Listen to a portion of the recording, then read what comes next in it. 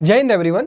आज से 3 साल 4 साल पहले एक एग्जाम हुआ करता था NTSC national talent search examination, जो कि बहुत अच्छा एग्जाम था। इसको क्वालिफाई करने पर बच्चों को स्कॉलरशिप मिलती थी आगे की पढ़ाई करने के लिए।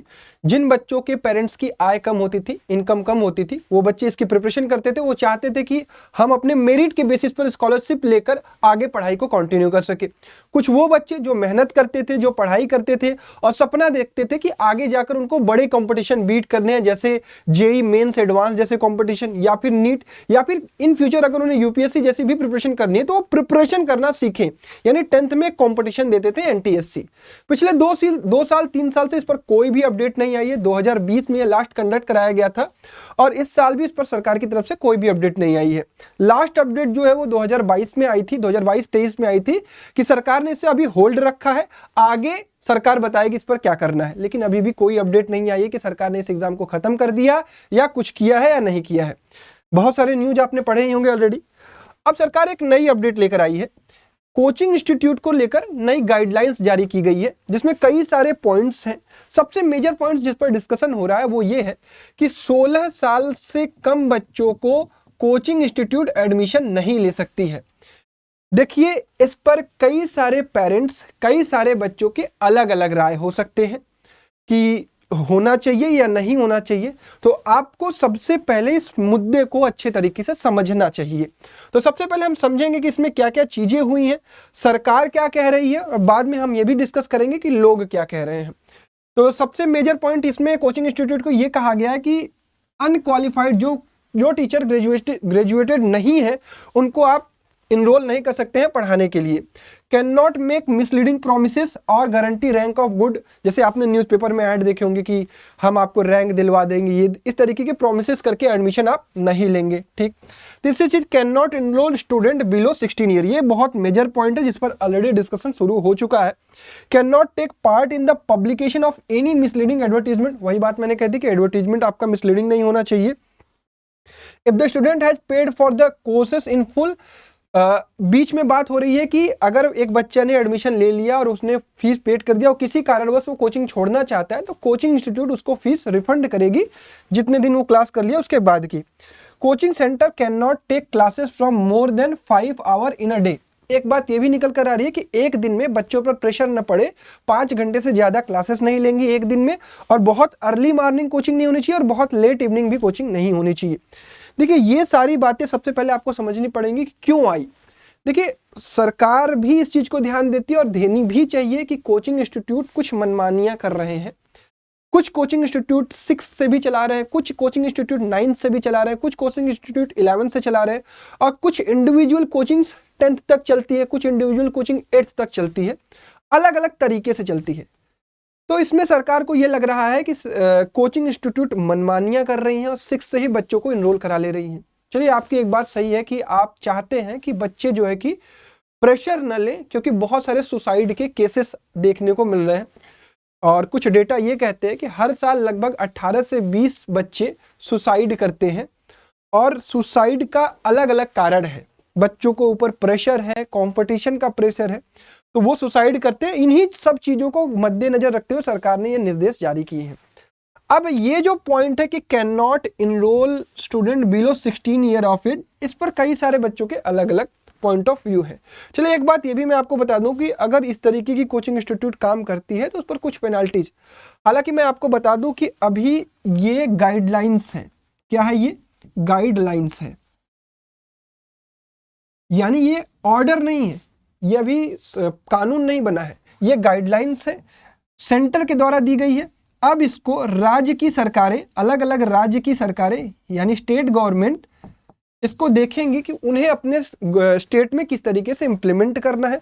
उस पर हो सकता है कि विधानसभा और लोकसभा में एक डिस्कशन हो और उसके बाद इस पर कानून बने। हो सकता है कि इसमें कुछ चेंजेस भी आ सकते हैं, क्योंकि बहुत सारे पेरेंट्स और बच्चों के अलग अलग तरीके से रिक्वेस्ट आ रहे हैं।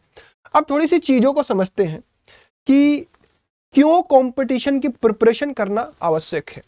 देखिए, सरकार सबसे पहले आपसे कहती है कि 10th और 12th में बोर्ड एग्जामिनेशन हम आपका लेंगे, और फिर आपसे कहती है कि आपके परसेंटेज जो बोर्ड का है उस पर हम एडमिशन नहीं लेंगे।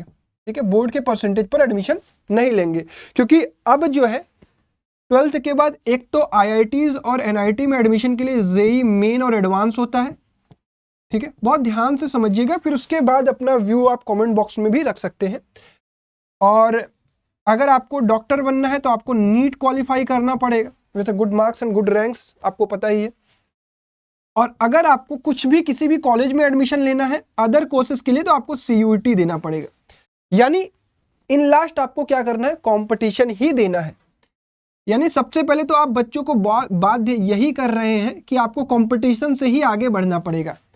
अब कंपटीशन से आगे बढ़ना पड़ेगा तो लिमिटेड सीट है हमारे पास लिमिटेड सीट है।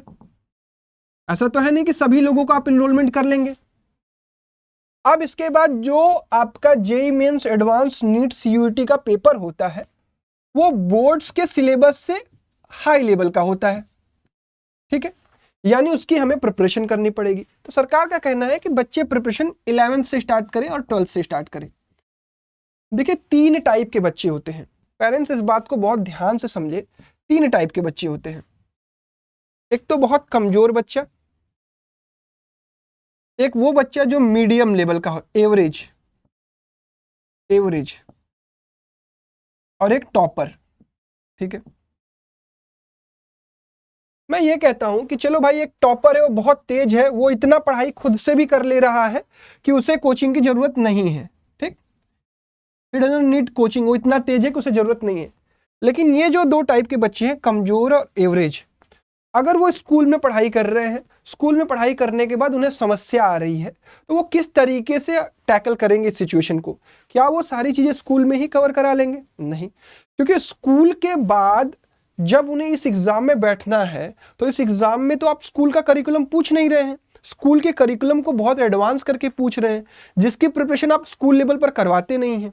आप शिक्षा का स्तर स्कूल में नहीं बेहतर कर रहे हैं, आप शिक्षा का रेगुलेशन स्कूल में नहीं कर रहे हैं। गवर्नमेंट स्कूल में तो बहुत बुरी स्थिति है, हालांकि प्राइवेट इंस्टीट्यूट कई सारे अलग अलग तरीके से पैसे लेकर आपको पढ़ा रहे हैं, लिखा रहे हैं, हो सकता है कि उनका लेवल भी अच्छा हो, बट आप इस पर रेगुलेशन नहीं कर रहे।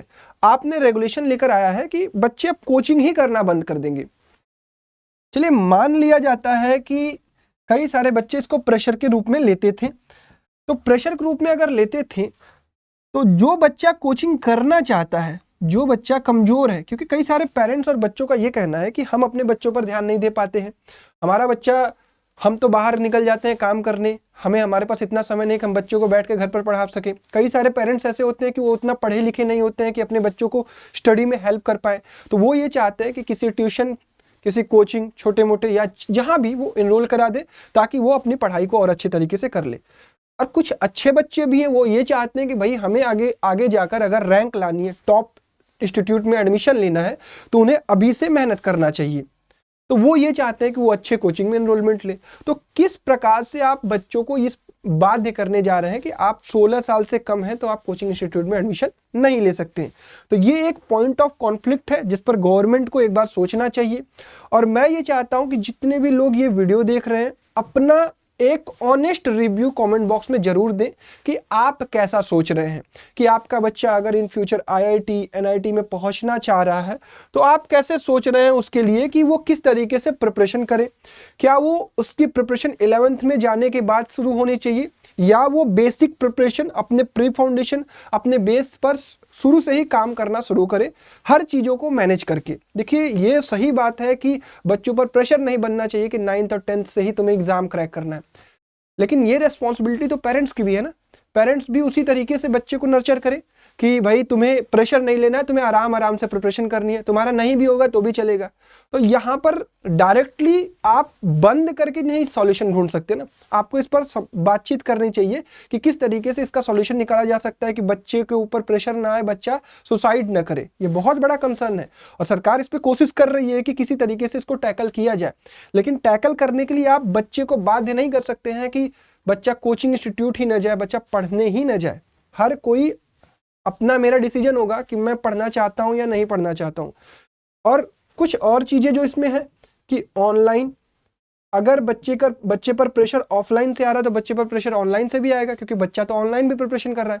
ऑनलाइन पर इसमें कोई भी रेगुलेशन नहीं है, हम ऑनलाइन भी क्लासेस ले सकते हैं, बच्चे ऑनलाइन भी पढ़ सकते हैं, तो प्रेशर तो ऑनलाइन से भी आ सकता है, तो इस पर भी बात होनी चाहिए। तीसरी चीज, रियलिटी जो भी पेरेंट्स और बच्चे वीडियो देख रहे हैं, चाहे वो ऑनलाइन पढ़ रहे हो चाहे ऑफलाइन पढ़ रहे हो, 100 में से 5 या 10 ही बच्चों को चीजें बहुत आसानी से समझ में आ जाती हैं।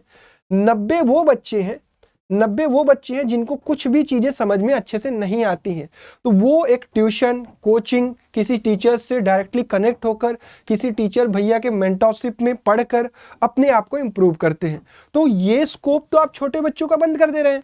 अब बच्चा सीधा 11th और 12th में घुसेगा, 11th में आएगा, यहां से वो अपने उस बड़े कंपटीशन की प्रिपरेशन स्टार्ट करेगा, जहां पर मे भी पॉसिबिलिटी ये है कि 90 बच्चों का बेस बहुत कमजोर है।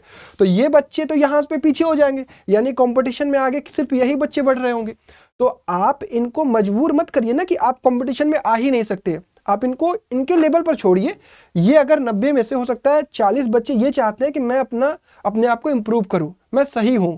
हर कोई ये नहीं चाहता है कि भाई मेरा फ्यूचर खराब ही हो जाए। 40 बच्चे हो सकता है चाह रहे हो कि मुझे अच्छे तरीके से एजुकेशन मिले और मैं पढूं।